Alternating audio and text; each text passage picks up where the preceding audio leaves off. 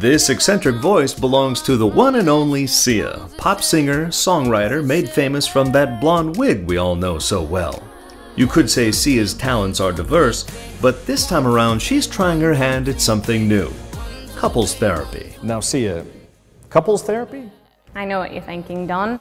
Why this? Why now? But to me I think, why not this? Why not now? What do you provide that normal couples therapy does not? Don, what is normal? Is anything normal? Do we really want normal? I guess what we're curious about is what sort of qualification do you have to fix someone's relationship? Well, Don, I was at Target the other day buying some gardening shears and I overheard a couple fighting in the outdoor section over which plastic cover they wanted to put on their lawn furniture when it rained. Over a plastic cover, Don. That's not something that two people who once had passionate sex should be fighting over, don't you think? No, I mean, that's pretty unusual. That's the thing, Don. It's quite normal, as you say. It hurt my heart. I went up to them, Tina and Manolo, played them my music video for Elastic Heart, and I held out my hand and they said, "Hi, I'm Sia, and I'm going to be a couples counselor." My crew and I acquired exclusive access to her studio to see what an actual therapy session is like with Sia. Take a look. We couldn't agree on anything. Dark roast or medium roast. I actually don't even drink coffee. But I guess that was the root of the heart issue. Judy never listened. Married 4 years and we were strangers. I just wanted someone I can share a cup of coffee with. Is that too much to ask? Well, and then one day, mid-argument, we ran into Sia at Trader Joe's. We knew we needed help, and we knew that if anyone could understand those complicated matters of the heart, it would be Sia. We needed a miracle.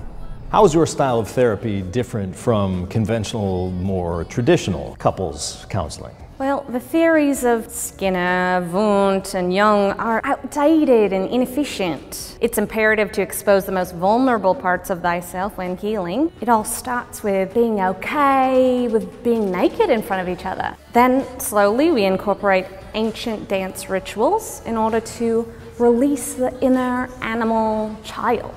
Well, of course, I've seen Rick naked before, but when he got in the bodysuit, I saw him in a way I've never seen him.